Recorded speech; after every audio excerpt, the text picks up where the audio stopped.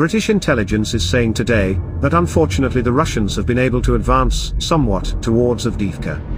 What is the situation around the city and what are the prospects for the Russians there now? First of all, we need to finally understand why Avdiivka is so important to the Russians, and why they have become active now, so that we can then look at how things will play out in a military sense. Avdiivka has become a political goal. Putin desperately needs significant successes. The strategic goal of the invasion is to eliminate Ukrainian statehood. The Russian army does not achieve it, therefore they have decided to fulfill the task at a minimum, to reach the administrative borders of the Donetsk and Luhansk regions. Avdiivka and Bakhmut are the gateways to this task. And they will use everything they can, and most importantly, whom they can. Unfortunately their human potential is quite large. Let me remind you that Bakhmut was captured in large infantry waves. If Putin ordered Avdiivka to be taken at any cost, this may, or may not happen. The generals are willing to put as much at Avdiivka, as they did at Bakhmut.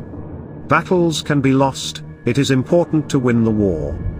The strategic task set for the Russian army is to squeeze as hard as they can, and what will end time will show. The fact that sooner or later the scales will swing to one side or the other is inevitable. It is crucial that it leans towards Ukraine. To what extent does such mass destruction of the enemy without major advances form the conditions for future offensives of the AFU? If we speak in the philosophical sense of classical industrial warfare, and this is classical industrial warfare, we observe the third stage of this war. That is the grinding of the enemy's forces and means. Whoever grinds them better will win in the end. It is necessary to defeat the army, the territories will return on their own. Therefore, something unprecedented since World War II is happening in numerical terms. By and large, if we summarize the killed and wounded, the Ukrainians destroyed the standard complement of the Russian army, which was considered the second in the world. Think about it. In addition to 320,000 destroyed personnel, this figure is safely multiplied by a coefficient of 3, and we have 1 million.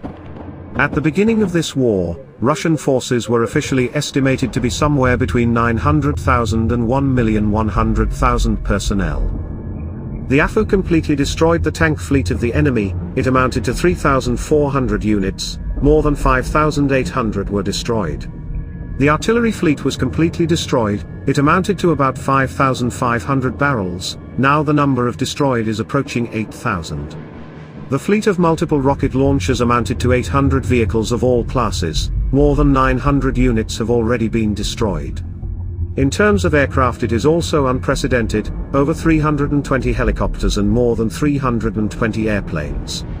This is considering that during the war in Afghanistan, the Soviet Union lost 120 helicopters and 120 aircraft over the course of 10 years.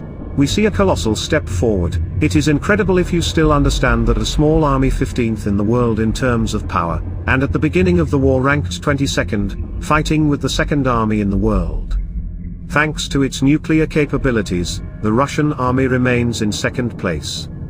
These figures cannot be minimized. In the historical context it is a supergiant result.